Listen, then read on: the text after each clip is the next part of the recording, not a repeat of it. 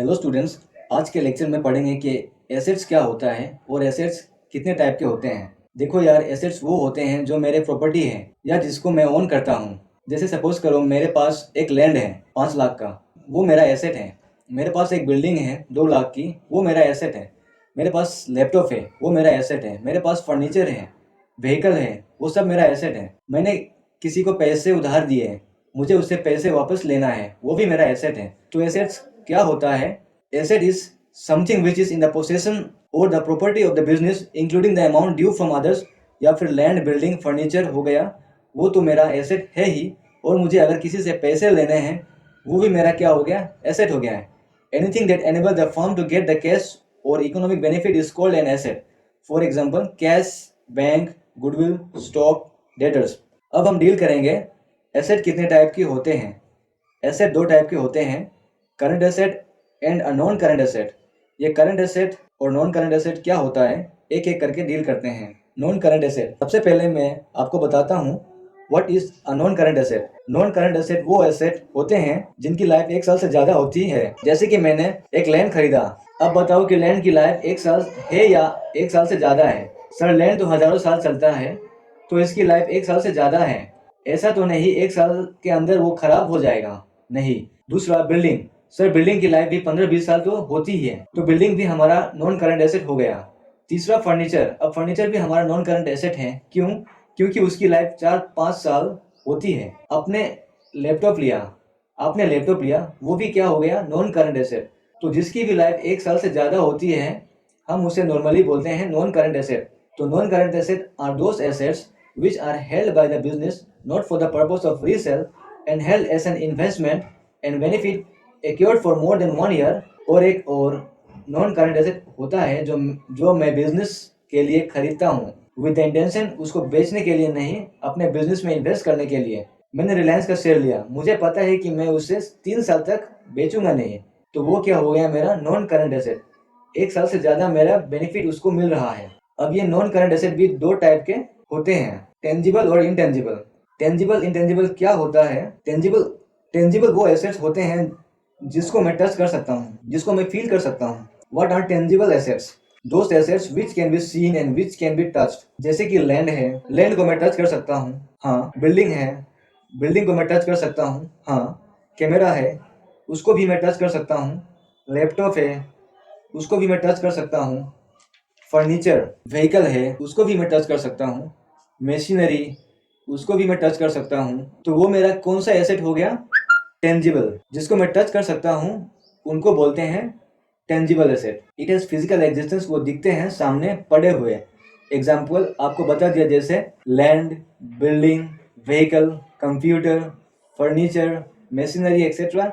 ये सब मेरे क्या हो गए? मेरे नॉन करंट एसेट हो गए हैं, टेंजिबल कैटेगरी के। तो सर ये इंटेंजिबल एसेट्स क्या होता है? देखो इंटेंजिबल एसेट्स वो होता है जो नाम, ब्रांड की वैल्यू, जैसे गुडविल। ये पेन है, इस पे कुछ नाम लिखा हुआ है, तो मैं ये पेन मार्केट में बेचने जाऊंगा तो सिर्फ 10 रुपये में बिकेगी, ठीक है, बस 10 रुपये में बिकेगी। पर अगर मैंने इस पे नाम लिख दिया, कैमलिन लिख दिया, तो 10 रुपये की जगह ये 15 रुपये में बिकेगी। क्यों सर? बस नाम लिखने से आपको 5 रुपये का एडिशनल फायदा मिल रहा है, क्योंकि ये 5 रुपया ब्रांड की वैल्यू है। जैसे हर कंपनी की ब्रांड की वैल्यू होती है, एप्पल की ब्रांड की वैल्यू है, माइक्रोसॉफ्ट की ब्रांड की वैल्यू है, टाटा की ब्रांड की वैल्यू है, मारुति की ब्रांड की वैल्यू है।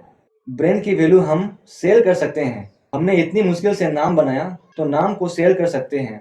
मैं कैमलिन को बोल सकता हूँ कि अगर ये पेन अच्छी क्वालिटी का है तो इसमें आप नाम लिखने की परमिशन दो, मैं आपको पैसे दूंगा। तो वो क्या होगा? इंटेंजिबल, जो दिखता नहीं, बस आप उसको फील कर सकते हो। क्या इंटेंजिबल दिखता है? गुडविल दिखता है क्या? नहीं, दिखता नहीं, उसको फील कर सकते हो। सर और एग्जांपल दो। एग्जांपल बहुत सारे हैं, गुडविल तो आपको बता ही चुका हूँ। दूसरा है ट्रेडमार्क। ये जो मैकडोनल्ड का फ्राइज का जो पैक होता है, जो बना हुआ होता है एरो शेप का, वो भी ट्रेडमार्क है। नीचे देखना लिखा हुआ है ट्रेडमार्क, वो भी क्या है? एक एसेट है, वो भी इंटेंजिबल एसेट है। बिकॉज ये जो डिजाइन है कोई कॉपी नहीं कर सकता। इसने इतनी मुश्किल से डिजाइनर को देकर ये बनाया है, ये कोई भी कॉपी नहीं कर सकता। सिमिलरली कॉपीराइट, मैंने बुक छापी अपनी मेहनत से, कोई भी आकर कॉपी कर लेगा मेरा बुक? नहीं, कोई भी कॉपी नहीं कर सकता, उसको मेरा राइट्स लेना पड़ेगा। कोई भी नोवेल जैसे चेतन भगत की है, मैं उनको कॉपी कर सकता हूँ? नहीं, पहले मुझे उनसे राइट्स लेना पड़ेगा। नेक्स्ट, मैंने फॉर्मूला बनाया, कोरोना की वैक्सीन का फॉर्मूला बना दिया, और अब वो फॉर्मूला सिर्फ मैं ही बना सकता हूँ। गवर्नमेंट ने परमिशन दी कि आप यूज करो, तो ये एक इंटेंजिबल है, दिखता नहीं है, उसको मैं टच नहीं कर सकता हूँ, उसको मैं फील कर सकता हूँ। हाँ, ये मेरे पास राइट है, तो मैं बोलता हूँ इंटेंजिबल। क्लियर है? तो दो हो गए टेंजिबल और इंटेंजिबल। अब नॉन करंट एसेट जिनकी लाइफ 1 साल से ज्यादा होती है, और नॉर्मली वो क्विकली कन्वर्टेबल कैश में नहीं होता, और नॉर्मली अब नॉन करंट एसेट जिनकी लाइफ 1 साल से ज़्यादा होती है, और नॉर्मली वो क्विकली कन्वर्ट कैश में नहीं होता, और नॉर्मली मैं वो खरीदता हूँ, जिसको मैं सेल करने के लिए नहीं खरीदता हूँ। तो अब ये करंट एसेट क्या होता है? करंट एसेट्स वो होता है जिनकी नॉर्मल लाइफ 1 साल से कम होती है, या फिर फटाफट कैश में कन्वर्ट हो जाता है। इसका मतलब क्या है, मैं आपको बताता हूँ। नॉर्मली या तो उनकी लाइफ 1 साल से कम होती है, जैसे कि कैश मेरे पास जेब में 2000 रुपया पड़े हुए हैं, वो क्या हो गया? करंट हो गया। उसे मैं कुछ भी खरीद सकता हूँ, मैं जो मेरा मन करे आए वो खरीद सकता हूँ, तो वो करंट हो गया। बैंक में पैसे पड़ा है, वो करंट हो गया, उसे मैं कुछ भी खरीद सकता हूँ, प्लेन, बिल्डिंग, कुछ भी खरीद सकता हूँ, पर वो आज की डेट में करंट है, उसे मैं कुछ भी खरीद सकता हूँ। सर, स्टॉक मेरा दुकान पे इन्वेंटरी पड़ी हुई है, मैं पेन बनाता हूँ, पेन बना के बेचता हूँ दुकान में, हजारों पेन रखा हुआ है, तो वो हजारों पेन मेरा करंट एसेट है क्या? अरे भाई, मैं एज्यूम कर सकता हूँ कि दुकान में पेन रखे हुए हैं इतने सारे बेचने के लिए, नॉर्मली 1 दिन, 2 दिन, 1 महीने, 4 महीने में बिक जाएंगी। मैं ऐसा थोड़ी कहूँगा कि साल भर बाद बिकेगी। इंटेंशन इंपॉर्टेंट है। मेरा इंटेंशन है कि इसको साल भर के अंदर बेच दूंगा। 2-3 महीने में स्टॉक निकल जाता है, तो वो क्या हो गया? Current asset. डेटर भी करंट एसेट हो गया। कैसे?